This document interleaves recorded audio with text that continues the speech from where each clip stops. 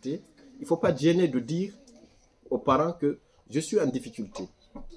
Mais voici ce qu'on m'a proposé à l'école. Et à mon avis, ça a du bon sens. Ça a du bon sens parce qu'aujourd'hui, tout est réuni dans les écoles pour qu'on puisse accompagner les gens. Donc, il faut accepter la main tendue, en fait. Il ne faut pas refuser ça. Parce que nous vivons dans un monde où le savoir, la science, le niveau va être de plus en plus élevé, en fait. Et ce que je veux dire par là, on peut ne pas être brillant à l'école, mais il faut au moins avoir un métier qui nous permet de vivre dignement, en fait. Déjà, quand on a un métier, c'est du savoir, en fait.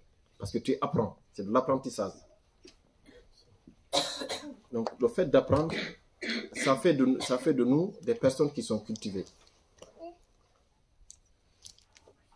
Et quand on réussit, on va avoir, nous aussi, vous allez fonder des familles. Et les familles-là, il faut savoir ce que vous pouvez apporter parce que aucune personne n'est parfaite. Nous évoluons avec nos qualités et nos défauts. Maintenant, il faut accepter ces défauts sans se dévaloriser.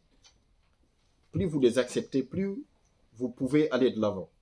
Mais si vous vous dévalorisez, là, c'est la chute libre, en fait. Vous intériorisez du négativisme actif et ça ne fait qu'engendrer de la souffrance. Et qui parle de la souffrance peut parler de la violence derrière. C'est ce qu'on voit. C'est ce qu'on voit aujourd'hui. Mais bon, nous, on ne va pas vivre, on ne va pas rester dans la fatalité. Aujourd'hui, parmi nous, il y a des personnes de qualité et on ne désespère pas. Bon, je vais laisser Imam. Shukran. Il vient d'arriver.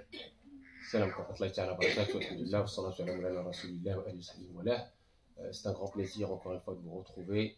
Ramadan Mubarak Saïd, qu'Allah taqabbal minna wa minkum, qu'Allah agrée de tout le monde et que ça soit pour nous, pour nos enfants, une miséricorde, une paix, un pardon et une élévation spirituelle. Alors évidemment, ce troisième séminaire est sous le signe d'éléments pour nous très très très précieux qui concernent nos chers. La question tout d'abord du harcèlement, n'est-ce pas? Le harcèlement sous toutes ses formes. J'en ai réservé tout un chapitre dans le livre que vous avez ici, sur l'éducation des enfants. Pourquoi? Parce que c'est le mal de notre époque. Avant, ce qu'on appelle les maux de la langue, les dégâts de la langue, pouvaient être restreints, limités. Puisque, c'était entre des gens et puis il y avait de l'arbitrage. Voilà. Là, aujourd'hui, avec Internet, avec les réseaux sociaux, ça a pris des ampleurs incroyables.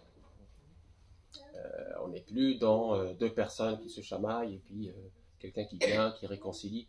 Ça va beaucoup plus loin. C'est pour ça que j'en ai réservé tout un chapitre qui s'appelle la lutte contre le harcèlement. La lutte contre le harcèlement. C'est un enjeu majeur de nos époques. Vous savez que l'éducation nationale a fait aussi des travaux sur cela pour protéger nos enfants. Mais à l'extérieur de l'école, à l'extérieur de la maison, et même à la maison, comme on l'a dit la dernière fois, votre fils ou votre fille peut être dans sa chambre et ailleurs, à travers les réseaux sociaux. Ce fléau, il met évidemment, comme je pense le docteur l'a dit, il met en danger la santé morale et physique de votre enfant, son estime de lui-même et sa santé psychologique. La prise en compte de ce phénomène par la société civile, évidemment, est de plus en plus important. Mais moi, ce que je veux aujourd'hui aborder, c'est votre rôle en tant que parent, notre rôle en tant que parent, en tant qu'éducateur, imam, etc. Et la question religieuse. Parce que nous sommes d'abord et avant tout, en ce qui nous concerne, des croyants. Mouminoun. يقول عز بن قائل يا أيها الذين آمنوا لا يسخر قوم من قوم عسى أن يكونوا خيرا منهم ولا نساء من نساء عسى أن يكون خيرا منهن ولا تلمزوا أنفسكم ولا تنابزوا بالألقاب بئس الاسم الفسوق بعد الإيمان بئس الاسم الفسوق بعد الإيمان. Allah tabaraka wa ta'ala dans le Coran nous dit, dans les sourates des appartements, ô vous qui avez cru qu'un groupe ne se raille pas d'un autre groupe. Ceux-ci sont peut-être meilleurs qu'eux, et que des femmes ne se raillent pas d'autres femmes. Celles-ci sont peut-être meilleures qu'elles. Ne vous dénigrez pas, et ne vous lancez pas mutuellement des sobriquets injurieux. Quel vilain mot que perversion lorsqu'on a déjà la foi. Et quiconque ne se repent pas, ceux-là sont les injustes. Ô vous qui avez cru, évitez de trop conjecturer sur autrui, car une partie des conjectures est péché, et n'espionnez pas, et ne médisez pas les uns les autres. L'un de vous aimerait-il manger la chair de son frère mort? Non, vous en aurez horreur, et craignez Allah, car Allah est grand, accueillant au repentir, très miséricordieux. Surah 49, versets 11 et 12. Très important donc, le Coran nous prévient contre ce péché de la langue, contre cette blessure qui est beaucoup plus grave parfois qu'une blessure physique, parce qu'il s'agit de railler quelqu'un, des injures qui peuvent malheureusement non seulement le bousculer dans sa confiance en lui, mais avoir évidemment des conséquences désastreuses sur son avenir. Je parle ici de nos enfants. Alors que pour l'enfant, il est en train de rigoler. Donc il faut, dès le bas âge, inculquer chez nos enfants ce comportement noble, cette qualité noble de préserver sa langue, de penser à l'autre. D'ailleurs, parmi les conditions de la foi, le prophète nous dit « La yuminu ahadukum hatta yuhibba li akhihi ma yuhibbu li nafsihi » Donc on doit inculquer chez l'enfant le fait d'aimer pour son prochain ce qu'on aime pour soi-même. C'est-à-dire que notre enfant doit se mettre à la place de l'autre. Ce que j'ai appris à mes propres enfants, c'est avant de pouvoir se lancer, prononcer quelque chose, dire quelque chose, faire quelque chose dans vos relations avec les autres, mettez-vous à la place de cet autre. Quelques secondes. Et dites-vous, voilà, qu'est-ce que cette personne-là va ressentir? Moi, s'il me dit ça, qu'est-ce que je vais ressentir? Se mettre à la place de l'autre quelques secondes et savoir ce que ça fait. Mets-toi devant un miroir et essaie de te dire des choses qui ne sont pas... Voilà. Et tu verras que c'est moche, et donc à partir de là, tu ne peux pas te permettre d'infliger ça aux autres. Et en général, comme je disais, les enfants pensent qu'ils sont en train de rigoler, qu'ils vont faire rire les autres. On y reviendra, c'est encore plus grave. Ça veut dire qu'il y a cette question des moqueries qui revient, et on croit faire rire, mais malheureusement, ça fait du mal, et ça c'est évidemment très grave, parce qu'on ne se sent pas à la place de l'autre, et qu'on est dans cette ostentation, et on n'a plus cette responsabilité de tenir notre langue. Très important aussi, le dernier messager sallallahu alayhi wa sallam, s'adressant à certains compagnons, il dit: savez-vous qu'est-ce que la médisance? Ils dirent: Allah et son messager le savent mieux. Il dit alors: c'est de mentionner ton frère parce qu'il lui déplaît, en son absence bien sûr, riba, c'est pour ça qu'on l'appelle riba.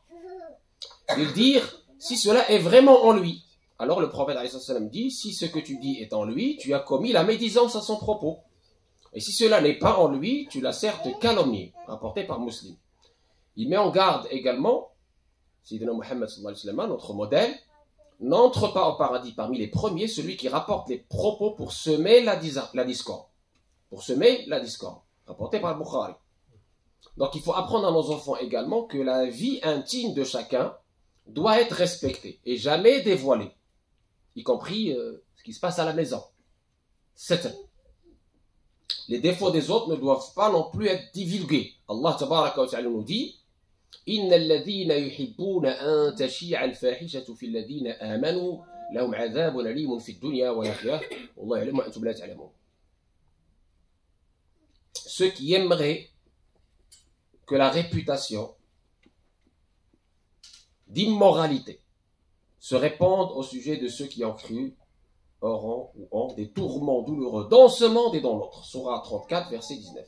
Quand un prophète alayhi salam, il dit celui qui couvre une faiblesse physique ou morale d'un musulman, Dieu le couvrira dans ce monde et dans l'autre. Il y a d'autres hadiths qui nous parlent aussi de la relation avec les non-musulmans. Ça va plus loin. D'accord? Là, on parle de la communauté entre nous, mais dans une société plurielle, on parle aussi des autres créatures d'Allah tabaraka wa ta'ala. Comment se débarrasser de cette tendance, ou pour certains, de cette vieille habitude de dénigrer, critiquer, médire? Deux pistes nous sont données. Pour le remède contre les méfaits de la langue, tout commence par le sourire. Sidina Muhammad sallallahu nous dit, ne méprise, ne sous-estime rien de ce que tu peux faire comme bonne action, comme œuvre pie, même rencontrer ton frère avec un visage souriant, un visage radieux. Il convient également d'entraîner la langue à la bonne parole. Yahya ibn Sa'id rapporte que Sayyidina Isa alayhi salam, Jésus, fils de Marie, verbe de Dieu, ayant rencontré sur son chemin un cochon, Khinzir, il lui dit vas-y en paix, imdi bi salam. On l'interroge, tu dis cela à un cochon? Jésus répond, je crains que ma langue s'habitue à la prononciation des mauvaises paroles. Rapporté par l'imam Malik dans son Muwatta, livre 56, des paroles de la médisance et de la dévotion, hadith 1847. Très important donc.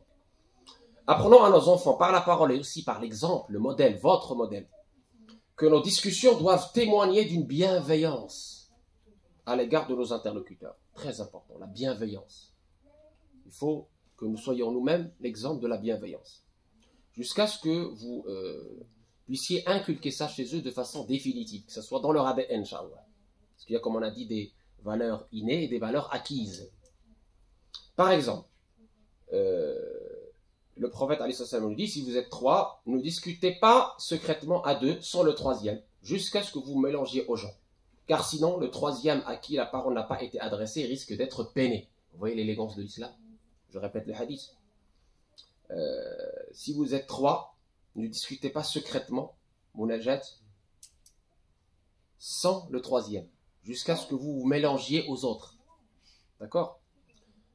Aux gens. Car sinon, le troisième, à qui la parole n'a pas été adressée, risque d'être peiné, blessé. Vous voyez, le hirs din, ala mashair al-insan. La bienveillance de notre belle religion par rapport au sentiment de votre interlocuteur. C'est un hadith rapporté par Bukhari et Muslim. Parmi les précieux conseils de notre imam Malik également, l'imam de Médine, dans sa lettre adressée au sultan Abbasi Harun Rashid, il dit « Ne détourne pas ton visage des gens. » Quand tu parles avec quelqu'un, le sourire et mets-toi devant lui pour lui montrer de l'égard et du respect. Sois humble, car on m'a rapporté du prophète alayhi salam, les gens du paradis, ce sont les faciles, les souples, les doux, les jovieux, les avenants. Le jannati kullu hayyinin, layinin, sahlin tariq. Le jannati kullu hayyinin, layinin, sahlin tariq.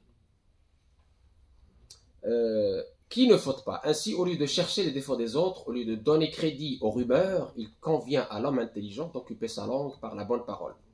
Celle qui réconforte, celle qui réconcilie. La khira fi kathiri min jouahum illa man amara bi sadaqatin aw ma'rufin aw islahin bain nas. Wa man yaf'al dhalika ibtigha'a mardati Allah fa sawfa nutihi ajran 'azima. Allah a réservé à ceux qui ont la belle parole et ceux qui réconcilient entre les gens des récompenses immenses. C'est très important. Et c'est la meilleure des paroles et c'est la meilleure des attitudes. Même, entre guillemets, la parole, entre guillemets, mensongère est tolérée pour réconcilier entre les personnes. Tu lui dis, voilà, non, il t'a dit du bien, il a dit de toi qu'il t'aimait beaucoup, etc. pour réconcilier entre les gens. Ça n'est pas un mensonge, nous dit le hadith. Une aumône de la langue. Apprenez à nos enfants l'aumône de la langue. Les aumônes de la langue. Ça ne coûte rien en fait. Vous n'avez pas besoin d'argent, vous n'avez pas besoin d'être riche. L'aumône de la langue, c'est tous les jours, chaque jour. Et avec toutes les créatures. Et vous aurez des récompenses. Hasanat. La langue, ça peut être un instrument de hasanat, subhanallah. Surtout pour ce mois de Ramadan, je l'ai dit dans le prêche et je le répète, essayons d'utiliser ce tremplin qui est le Ramadan pour ce programme avec vos enfants qui d'abord évidemment insiste sur la prière, mais aussi sur la partie comportementale, entraîner la langue, entraînant nos langues à la belle parole. C'est très important. Entre nous, à l'extérieur, avec les collègues, les voisins, etc. Une belle parole peut transformer l'ennemi en ami.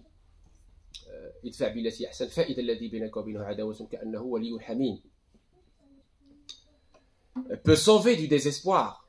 Vous pouvez être, subhanallah, ça j'ai croisé une personne il y a très longtemps qui allait se suicider, qui allait mettre fin à sa vie. Pour X raisons, je ne vais pas détailler ici les raisons. Vous savez, c'est un acte très grave, gravissime.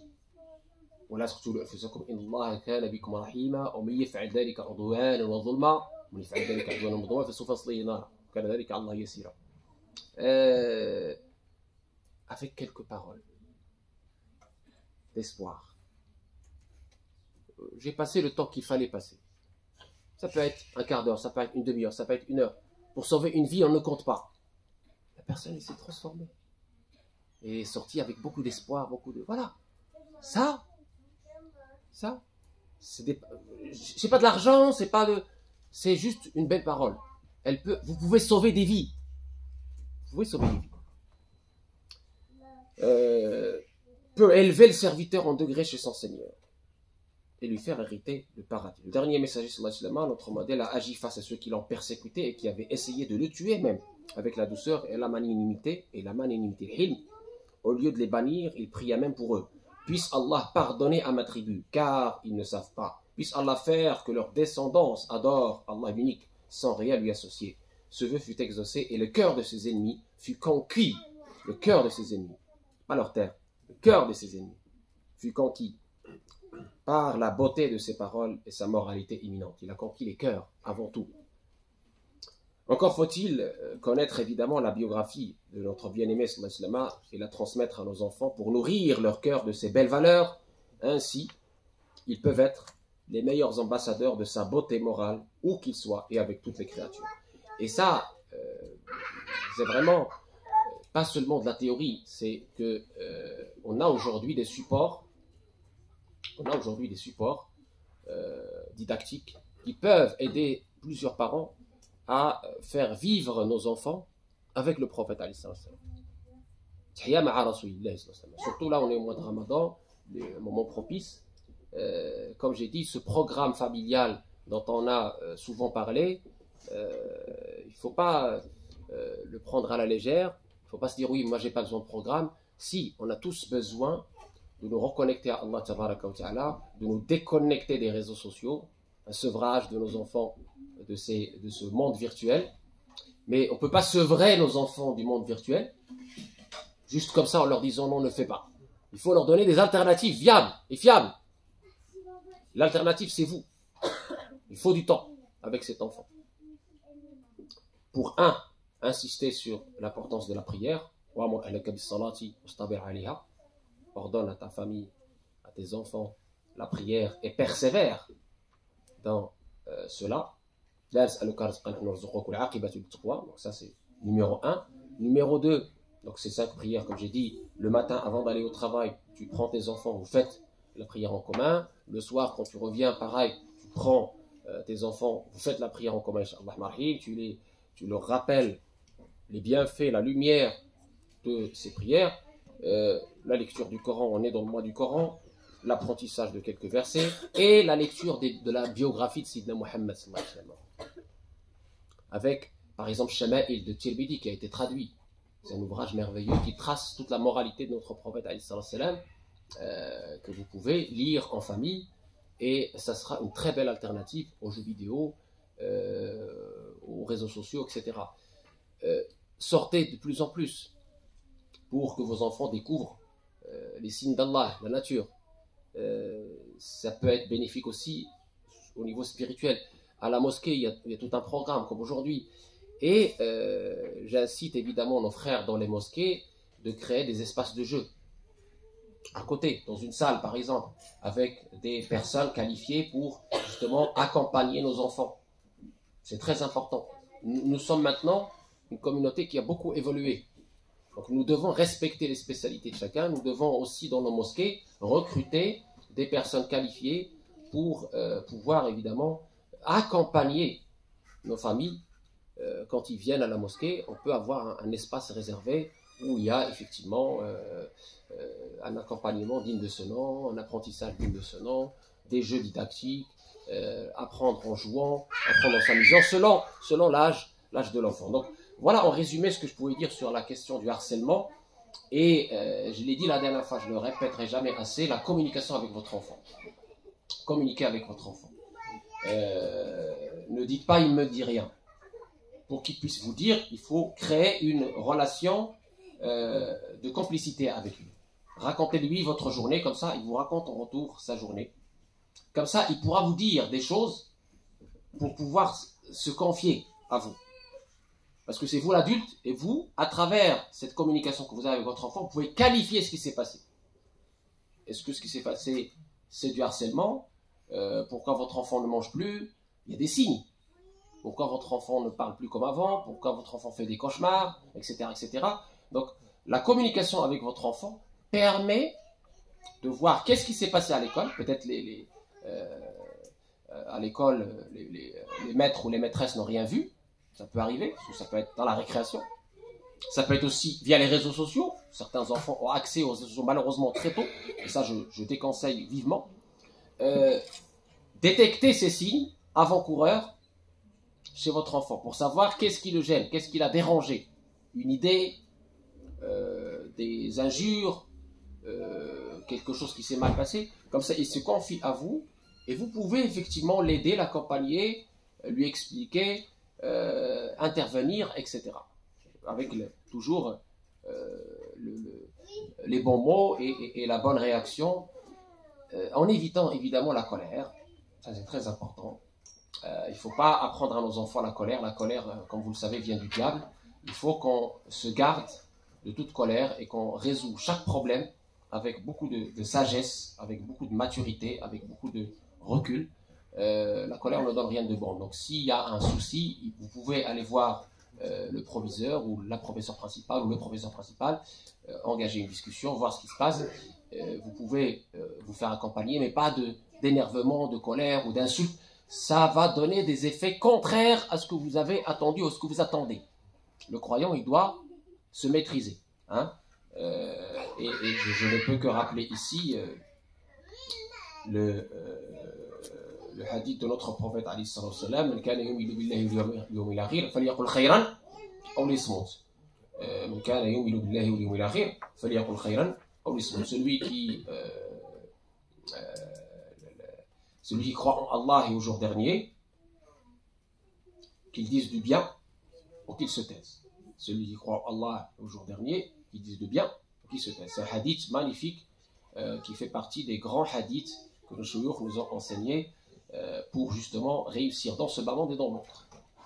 Lisan. Imsik alayka lisanaka ayyuha al-insanu la yaldaghannaka ka'annahu ju'banu kam fil maqabiri min qatilin lisaluhu kanat tahabu liqa'ahu al-aqran. Donc, il faut utiliser cette langue à bon escient. Il faut du calme, il faut de la patience, il faut de la sagesse. Le processus éducationnel est une responsabilité très lourde, j'avoue, hein, c'est un dépôt, c'est pas évident, mais il faut justement, et on donnera tout à l'heure des idées ou des exemples, mais il faut beaucoup de patience, et ça, c'est grâce à quoi? C'est grâce au travail spirituel individuel de chacun d'eux. Tarbiya, tzkiya, dhikr.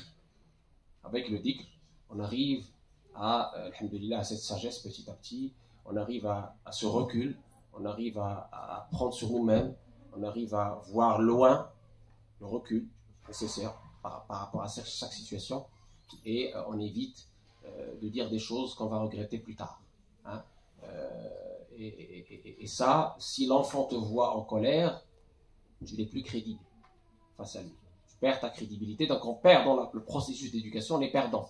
Donc il faut être toujours dans le calme, dans la magnanimité, dans la douceur, dans la bienveillance, dans la sagesse. C'est un travail au quotidien. Je dirais, on éduque nos enfants, mais nos enfants nous éduquent aussi. Nos enfants nous éduquent aussi au quotidien. Parce qu'on a des situations différentes, on a des questions parfois difficiles. Et on est là pour s'entraider. Al-jama'a, et Allahi ma'al jama'a. Je pense qu'il y a... Oui, vous êtes venu en retard, vous avez trouvé qu'on a abordé le sujet de l'éducation et le harcèlement. Oui.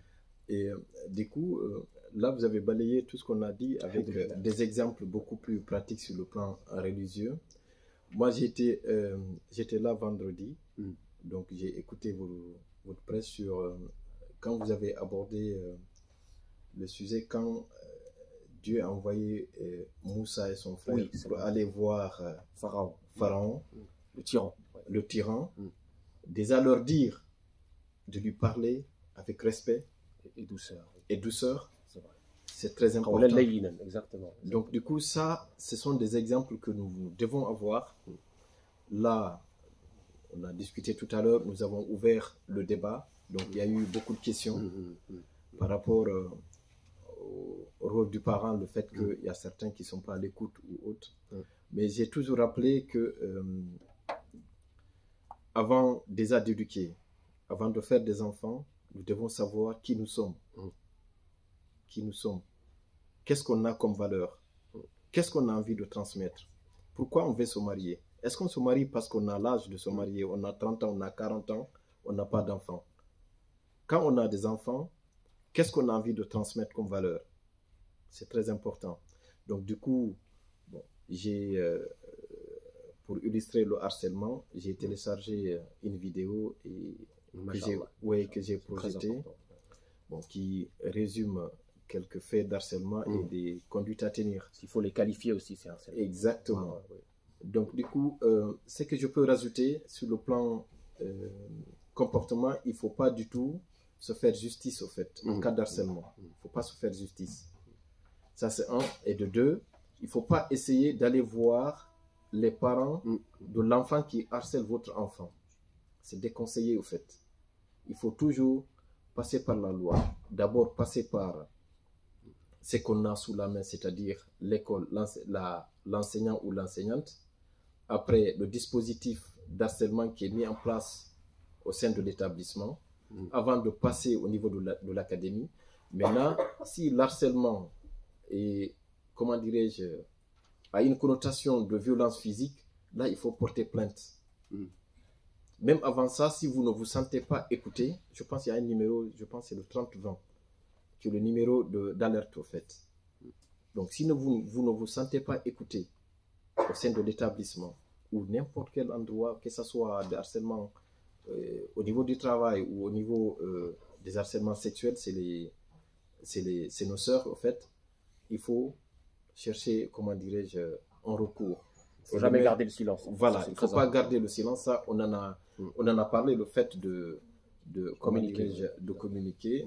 Là, j'ai mis une diapo sur, comment dirais-je, qu'est-ce qu'il faut faire. Là, que doivent faire les parents d'un enfant victime d'harcèlement? Rassurer son enfant, être à son écoute, s'éloigner d'Internet, recueillir des preuves, faire des captures d'écran, enregistrer ses courriels, effectuer un signalement sur le réseau social, demander le retrait de contenu au 3018. Donc c'est le 3018, c'est ça? Voilà, ça c'est pour le réseau social. Oui. Donc porter plainte si cela s'avère nécessaire. C'est important. Donc du coup, après nous avons abordé beaucoup de choses et là nous... S'il y a des questions, hein, surtout à ce sujet-là, parce qu'on avait prévu aussi l'Asr. Comme j'ai dit, le prêche du vendredi, on avait prévu de faire ça avec l'Asr, mais c'est bien d'avoir effectivement mis ça avant, pourquoi pas. Comme ça, les premiers qui sont venus sont bien servis. Donc, si vous avez des questions sur ce sujet-là ou sur d'autres questions aussi, n'est-ce pas? Oui. Voilà. Oui. Donc, on est là. Donc, bismillah. On est à votre écoute entièrement. J'ai demandé n'importe quel thème. Hein. Oui, tout à fait. C'est important. Le thème des enfants, en tout cas, parce que là, on est au 3e séminaire, masha'Allah. Et même sur les séminaires d'avant, hein, je ne sais pas si tout le monde nous entend ou si... Oui, ils nous entendent. Voilà. Oui, allez-y. Pourquoi vous vous avez dit que c'est déconseillé de parler aux parents de l'enfant, par exemple, qui harcèle. Pourquoi c'est déconseillé? Vous pouvez trouver une solution avec les parents Je pense qu'il a voulu simplement donner un conseil. C'est pas déconseillé au sens religieux. Attention. Voilà, c'est juste pour éviter, parfois, par expérience, j'ai vu des parents qui sont partis voir d'autres parents et ça finit avec des mains et des insultes. Et on est passé d'un niveau 1 de problème à un niveau très très élevé de problème avec des agressions physiques, l'autre qui n'a pas apprécié ce que l'autre parent lui a dit, etc. C'est pour ça que l'arbitrage c'est toujours meilleur et le fait d'aller voir une autorité, c'est beaucoup plus, on va dire, sage parce que des fois il y a des gens qui n'arrivent pas à se maîtriser et c'est leur chair. Ils se sentent touchés dans leur chair, il va taper ou il va faire, et après c'est regrettable. Au lieu qu'il soit lui-même la victime, il devient l'agresseur en fait. La victime devient agresseur et on n'en finit pas. C'est une chaîne qui ne finit pas de violence, d'agression, de vengeance, etc. Donc c'est pas ce qu'on veut. C'est quelque chose où on veut pas arriver. Donc du coup, par sagesse, je pense, on est tous d'accord d'aller voir l'éducation nationale, d'aller voir le professeur principal ou la professeure principale ou le proviseur ou la proviseure, etc. Donc il y a un système. Comme ça, le professeur convoque les parents viennent avec leur enfant qui a été, on va dire, à la cause de cela. Moi, je me rappelle d'un élève qui avait agressé mon fils à l'époque, et quand ils ont convoqué ses parents étaient en situation difficile, séparation, l'enfant était livré à lui-même, il restait jusqu'à minuit regarder des matchs de catch. Et le matin, évidemment, il appliquait, c'était le primaire, il appliquait ce qu'il avait, il appliquait ce qu'il avait vu, quoi. Donc c'est la responsabilité d'abord des parents. Et donc convoquer ses parents, les sensibiliser par rapport à leurs responsabilités, leur dire voilà c'est très grave, etc. Ça permet à ses parents d'être vigilants pour la prochaine fois. Ça permet une réconciliation beaucoup plus facile que si on partait dans des vengeances et dans des situations regrettables. Et il faut constater qu'en France, au fait, même si tu as raison, une fois que tu hausses le ton, tu deviens agresseur, au fait. Malheureusement, c'est comme ça. Même si tu as raison. Mais une fois que devant les gens, tu hausses le ton, tu essayes de t'énerver, tu perds ta raison. Et autre conseil que je peux donner, il ne faut pas que tout de suite, quand l'enfant est harcelé, il faut l'envoyer tout de suite voir un psy ou une psychologue. Il faut laisser le temps. D'abord, il faut laisser le temps à la famille de faire son travail, c'est-à-dire écouter, faire tout ce que j'ai dit là. Si laisser le temps, en fait, laisser le temps à l'enfant de faire le choix d'aller voir un thérapeute. Il faut lui laisser vraiment le temps. C'est pas systématique. Voilà, c'est pas systématique, en fait. Peut-être parfois il a besoin juste d'une parole réconfortante de votre part, de lui expliquer que c'est pas vrai, il pas ce qu'on dit de lui. Je pense que la communication, encore une fois, est importante. Voilà. C'est-à-dire qu'il y en a, quand vous parlez, c'est-à-dire qu'il y a un laps de temps pour que l'enfant digère en fait ce qu'il a, ou est-ce que c'est vraiment quelque chose de psychologiquement, je pense que vous êtes mieux placé pour. Au fait, nous avons tous un potentiel, au fait. Le potentiel, c'est de savoir faire face à une situation. Nos parents, on essaye de transmettre des valeurs à nos enfants. Donc, parmi ces valeurs-là, il y a tout ce qu'on a dit là, mais il y en a qui ne supportent pas tout de suite qu'on les envoie vers un psy. Il faut laisser l'enfant l'écouter, discuter tout le temps, régulièrement avec l'enfant, voir un peu, est-ce que les signes se sont améliorés? Tout ce que j'ai cité tout à l'heure, la perte d'estime de soi, la dévalorisation des signes, les insomnies, les cauchemars. Si tout ça s'améliore avec l'entourage familial, parce qu'il faut qu'il y ait quelque chose de très consistant derrière. Quand je dis consistant, c'est le fait d'être présent pour son enfant. Vous avez parlé tout à l'heure de faire des sorties pour découvrir la nature. Il est conseillé de faire des sorties, d'aller au théâtre, pour les musulmans, venir à la mosquée, écouter les prêches. Parce que moi, déjà, le fait que d'entendre... Ça rassure. Oui, tout ça, c'est des choses qui sont rassurantes. C'est à cause de ça que j'ai dit qu'il faut d'abord qu'on sache qui nous sommes et quelles sont nos valeurs. Parce que quand vous prenez par exemple là les pays d'où on vient, c'est pas systématique qu'on parle de psychologue ou de psychiatre en fait. Vous voyez un peu la vision qu'on a de ça, et nous avons la chance d'être éduqués et de nous dire il faut toujours pardonner. Le fait de pardonner, c'est des qualités, c'est des valeurs. La vengeance, c'est de la faiblesse au fait. Parce que c'est impulsif, c'est émotif. Et plus on gère ses émotions, mieux on est, même intérieurement, mieux on est au fait. On a une tranquillité, on a une paix intérieure. Et ça n'a pas de valeur. Ce sont ces valeurs-là qu'il faut transmettre. En plus, bon, c'est ce que j'ai dit tout à l'heure, le savoir. Il faut toujours orienter, nous avons l'obligation d'orienter nos enfants vers le savoir, vers la connaissance. Parce que nous vivons dans un monde qui va très très vite. C'est très très vite. Donc s'ils sont en dehors du système, ils seront perdus en fait. Ils n'auront pas le temps de rattraper le retard. Et qui parle de retard dans ces pays-là, tu deviens forcément marginalisé au fait. Aujourd'hui, toutes les démarches se font sur Internet. Donc du coup, malheureusement, on a des parents qui arrivent, qui n'ont pas été à l'école, qui ne peuvent pas faire même des démarches administratives. Il faut aller voir les assistants sociaux, parfois qui ont un dossier comme ça. Donc il faut patienter. Toutes les démarches se font sur Internet. D'où l'importance d'accompagner nos enfants, d'être présent pour les enfants. Comme j'ai dit tout à l'heure, tu peux ne pas être un intellectuel chevronné, mais le fait d'être présent pour l'enfant, lui montrer qu'il coûte, il a de la valeur, et le fait de lui montrer ça, c'est des choses qui vont rester en lui. Ça lui donne le courage. Il faut lui expliquer son passé, il faut lui expliquer qui il est réellement, d'où il vient, c'est quoi son histoire, c'est quoi l'histoire de sa famille. Il vit dans un monde, qu'est-ce qu'il peut accepter, qu'est-ce qu'il ne peut pas accepter. Est-ce que il faut accepter les choses, même si on n'est pas d'accord, dans le calme en fait, pas dans la violence.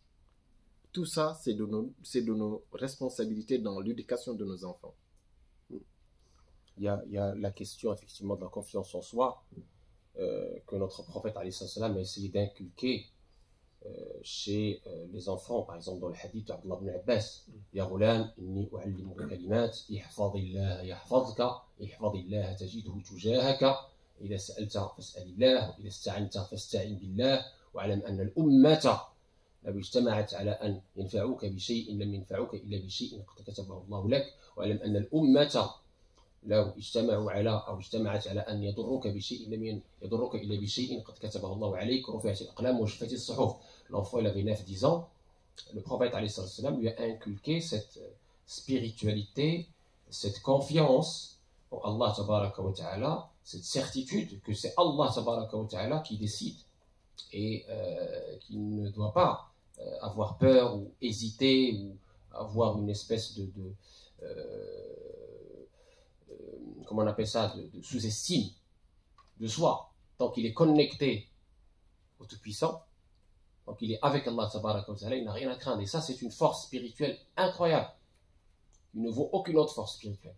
C'est d'ailleurs pour cela qu'Abdullah ibn Abbas il est devenu Habrul Ummah ou Turjuman al-Qur'an, un grand savant de la Ummah et une référence en l'exégèse et dans d'autres sciences. C'est très important, ça paraît anodin.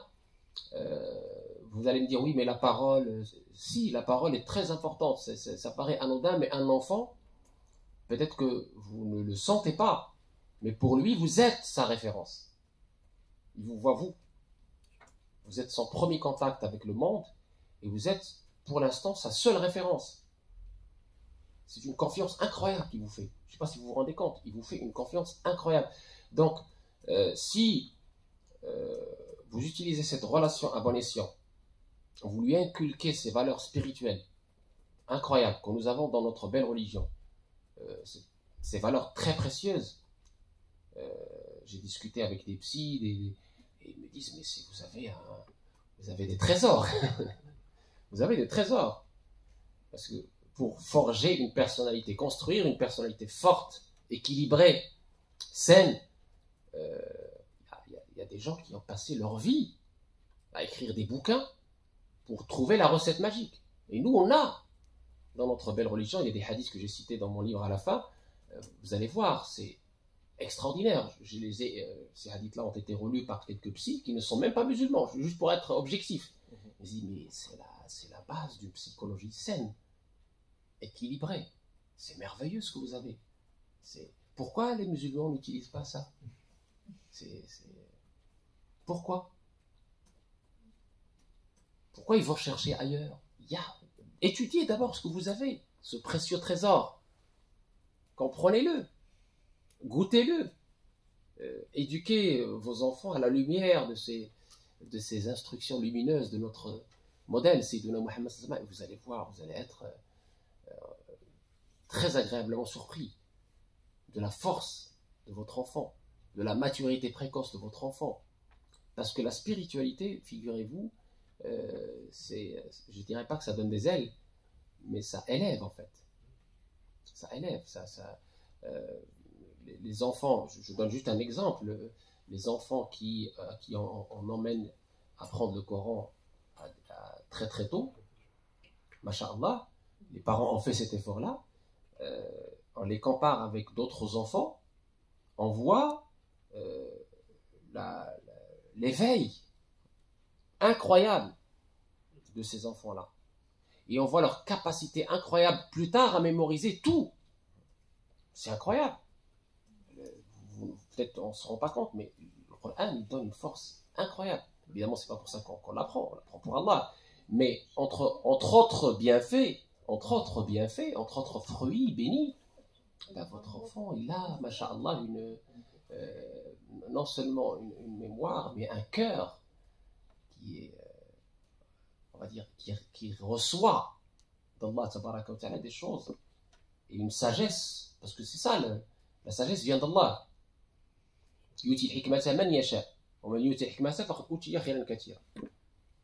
C'est le plus grand bien, c'est d'avoir cette richesse qui est la sagesse. Et ça, on l'acquiert à travers le modèle, à travers ce que je viens de dire, c'est-à-dire quand on est dans la spiritualité, quand on est connecté à Allah tabaraka wa ta'ala, il vous renvoie, il vous donne de cette science. Taqullah wa yu'allimukumullah. Craignez pieusement Allah, il vous enseignera. On appelle l'ilm laduni. كما كيقولوا أهل الله أبو سليمان الداراني رحمة الله عليه إذا اعتادت النفوس على ترك الآثام جالت في الملكوت ثم عادت لصاحبها بطرائف الحكم من غير أن يؤدي إليها عالم علما.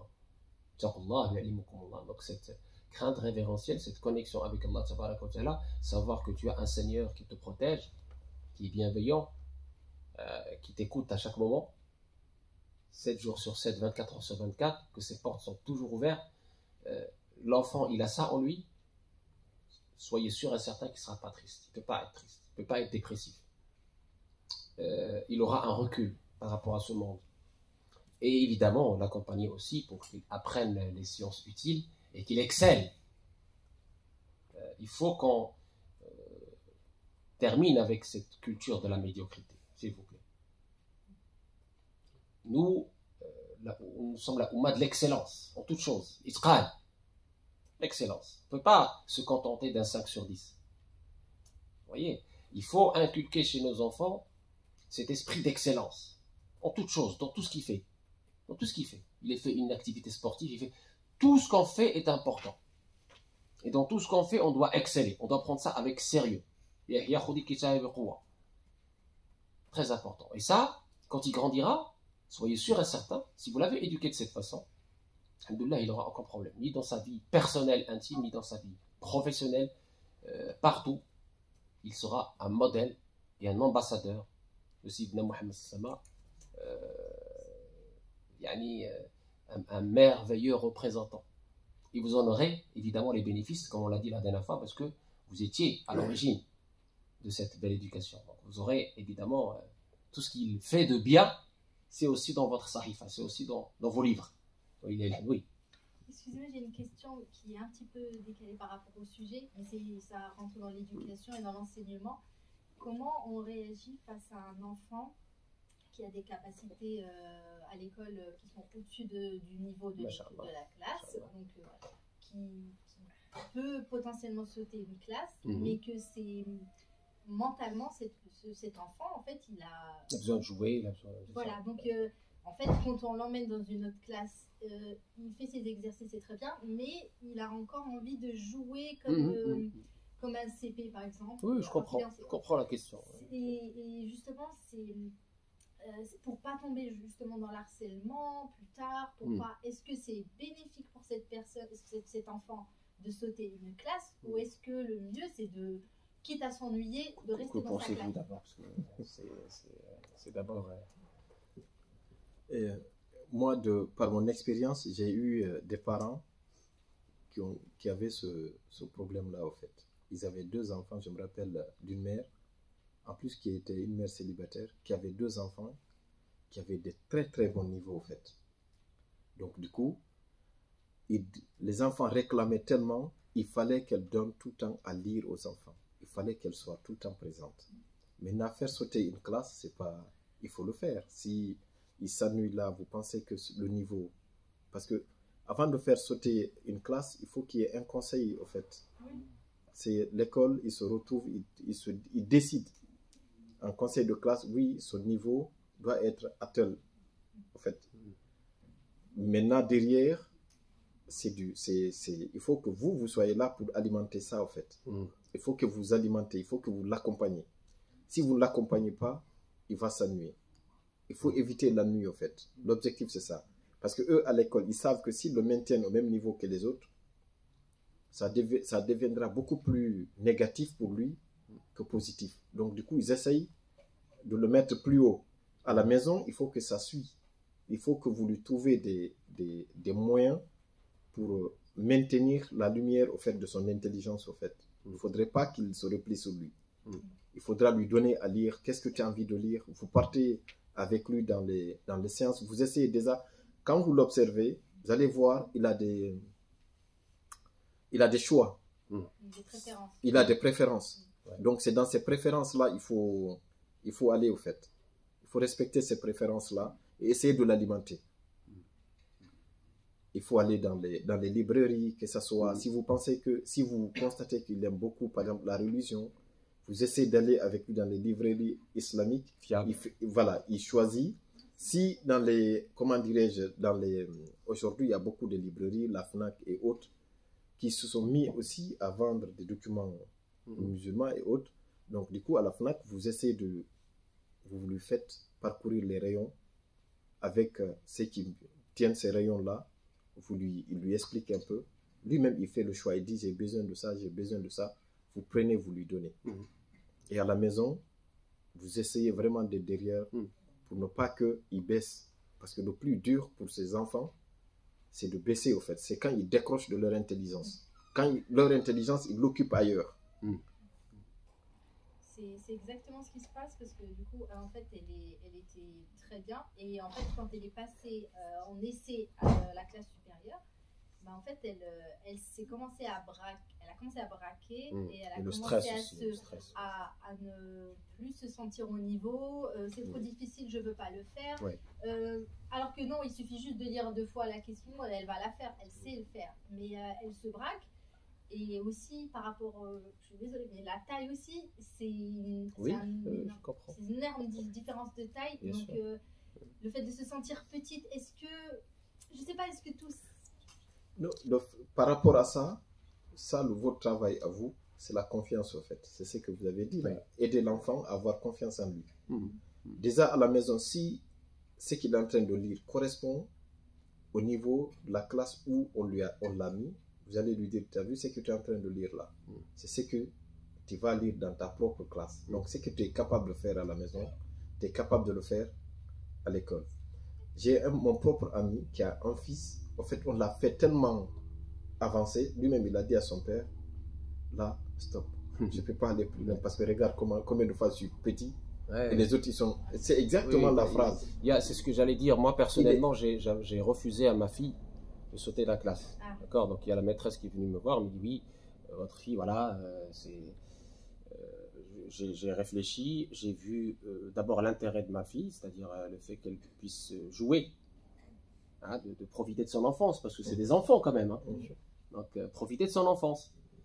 j'ai pesé le pour et le contre. J'ai dit, et alors, si elle a son bac, au lieu de l'avoir à 16 ans, elle a 17 ans, c'est quoi le problème? C'est quoi le problème? Vous voyez?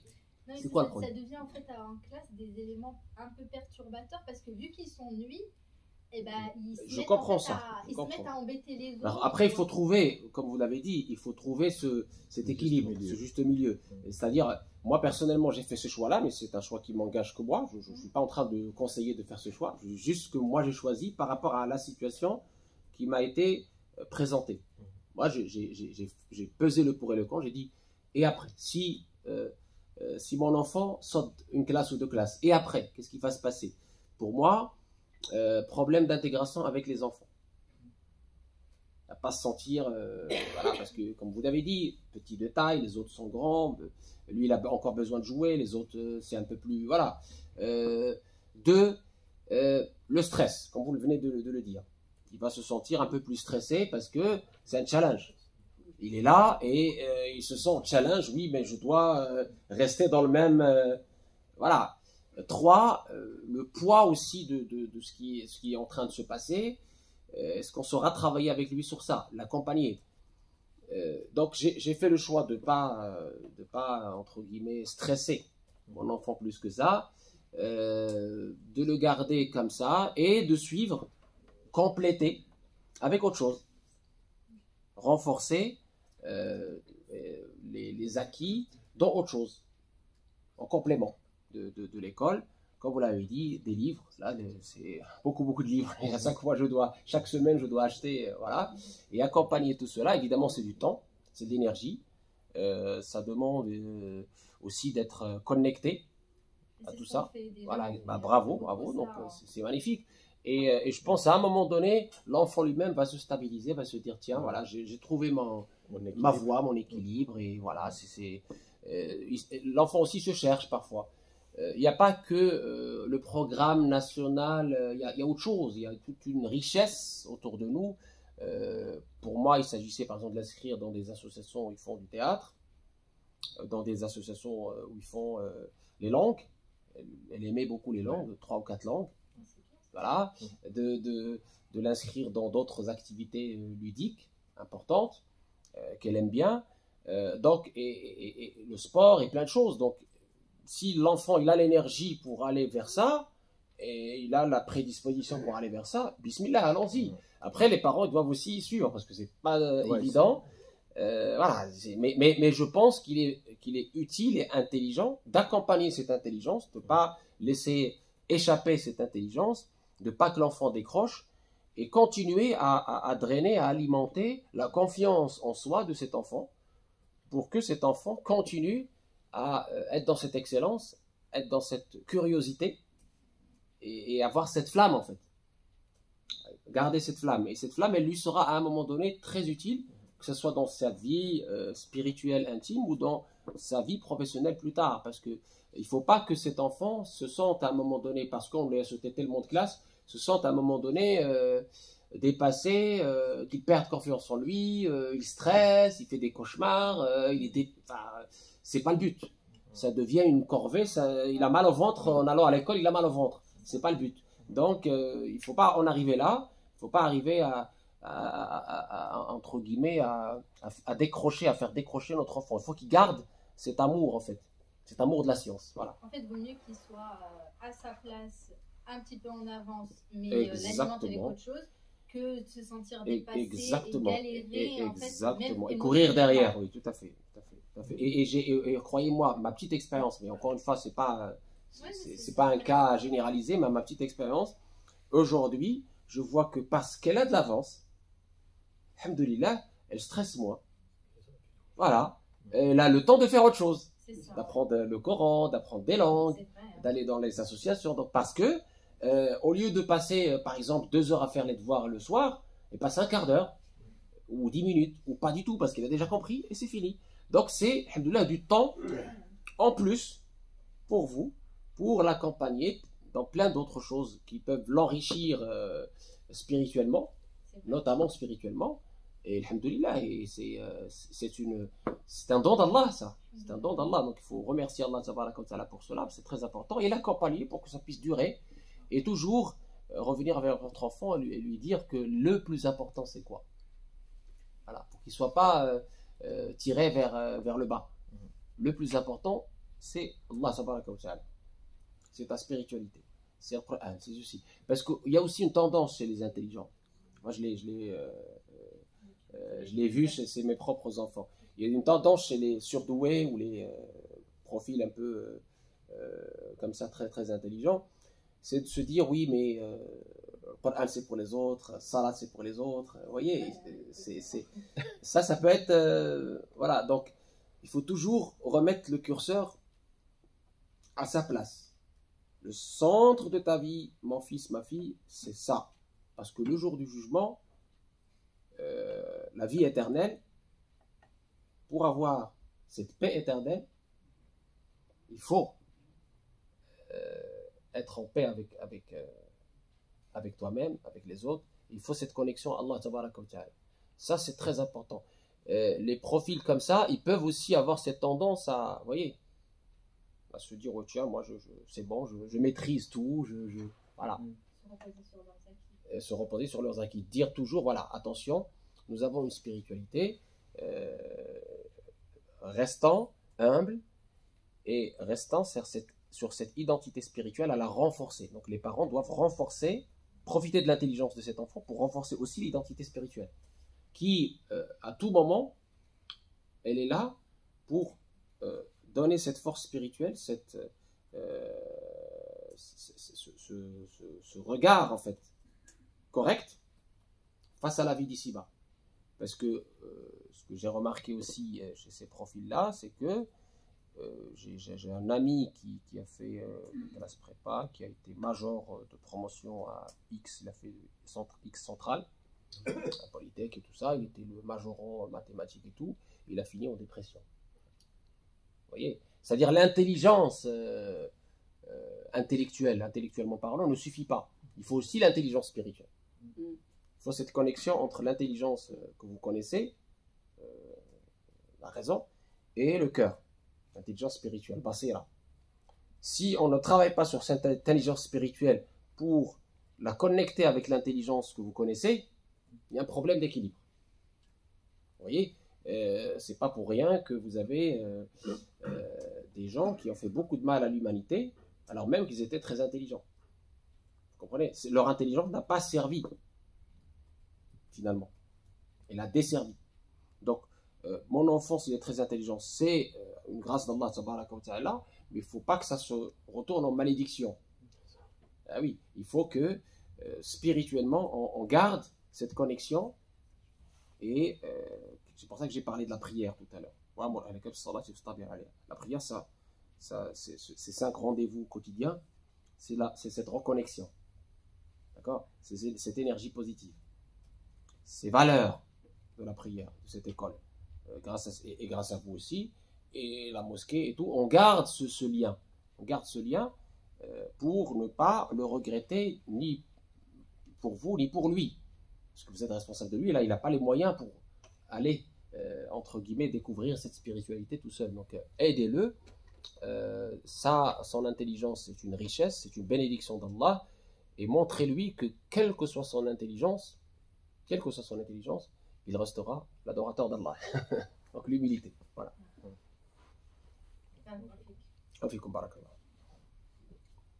D'autres questions, Inch'Allah? J'avais une question par rapport Oui. aux librairies. Vous avez dit qu'il faut sélectionner les bonnes librairies. Oui, c'est vrai. Justement, quand je cherche pour mes filles, j'ai du mal à trouver. Sur Internet, je me dis, j'hésite à cliquer et à commander. Je me dis, est-ce que la source est fiable? Est-ce que c'est pas fiable? Oui. Vous avez raison. Si vous avez des libraires. Oui. Bah alors là, on avait conseillé IMUSC, qui est partenaire ici. IMUSC, IMUSK. Il est venu, le frère, ici à la réunion des imams le 28 janvier, parce que les imams et son épouse est aumônière pénitentiaire. Et donc oui, c'est des gens fiables qui ont fait un travail non pas commercial mais intellectuel. Oui, imusk.fr. Oui, imusk.fr. Voilà. Et là, c'est un frère qui a fait beaucoup de travail avec son épouse pour sélectionner. C'est un exemple parmi d'autres. Je ne suis pas en train de... Voilà, c'est un exemple parmi d'autres. On le connaît, il est là. Il a fait un grand travail pour sélectionner les ouvrages fiables aux dépens de l'aspect commercial. Parce qu'il y a des libraires qui ne font pas de tri parce qu'ils disent je vais perdre de l'argent. Je vais tout vendre, je m'en fous. Hein, du moment qu'il y a des acheteurs, je vends. On fait un peu comme l'épicier. Voilà. On peut les comprendre financièrement parlant. C'est pas évident. Mais spirituellement, moi j'ai du mal avec ça. Bah oui, parce que les sources. Parce qu'ils en vendent tout et n'importe quoi, et surtout quand il s'agit de nos enfants, Oui. on risque de vendre des choses qui sont très graves, Oui. d'accord, qui auront un impact négatif sur nos enfants. Oui. J'en ai vu, hein, j'ai vu des dégâts. Bon, moi, Le livre. il y a un livre qui m'a choqué. Il parlait souvent. Mais il remettait souvent le mot nous sommes les esclaves, les esclaves, les esclaves. Oh là là, Il disait ça en Afrique. c'est une traduction qui n'est C'est pas bonne déjà. une connotation Déjà la qualité de la traduction, Voilà, waouh, on on voit nous le. sommes les serviteurs que. Ouais, des adorateurs, Des adorateurs, c'est ça. non. On adore Allah, tabaraka wa ta'ala, oui. Et même les enfants, il y a une rubrique spéciale pour les enfants chez Imus que vous allez voir, Ça, c'est bien. parce que c'est pas n'importe qui peut écrire pour les enfants. Voilà, oui, aussi. C'est une pédagogie. Voilà, il faut une psychologie, une pédagogie, des termes en fonction de l'âge de l'enfant. Un enfant, quand vous parlez à un enfant de 5 ans, c'est pas quand vous parlez à un enfant de 7 ans, c'est pas quand vous parlez à un enfant de 10 ans, etc. Il y a des termes, il y a une façon, il y a des choses, enfin des traductions qui sont pas bonnes. Donc voilà, c'est un travail de spécialiste. Donc c'est pas un travail où on peut faire comme ça n'importe qui. Donc voilà, c'est pour ça que le choix des livres, le choix des maisons d'édition, le choix des librairies, il est très très important pour ne pas, en voulant faire le bien, se retrouver dans des choix hasardeux qui vont avoir un préjudice sur la santé mentale et sur la religiosité de nos enfants. Soit ça va les rebuter de la religion tout court, mais oulala, oui, c'est un cauchemar là, c'est pas. Soit c'est pas le bon niveau. Moi j'ai vécu ça avec ma propre fille. Avec ma propre fille, j'ai vécu la même chose parce qu'il y avait des livres qui n'étaient pas au niveau par rapport aux livres classiques. Voilà. Et ça c'est un grand sujet aussi. Inch'Allah. Bah écoutez, barakallahu fikoum, on fait une pause pour la prière de l'Asr. Après, soit on termine là, soit il y a peut-être d'autres. On ne vend pas un deuxième mi-temps non? Ou bah voilà, bah écoutez, merci beaucoup, barakallahu fikoum. Taqabbalallahu min jami'. Et à très bientôt, Inch'Allah.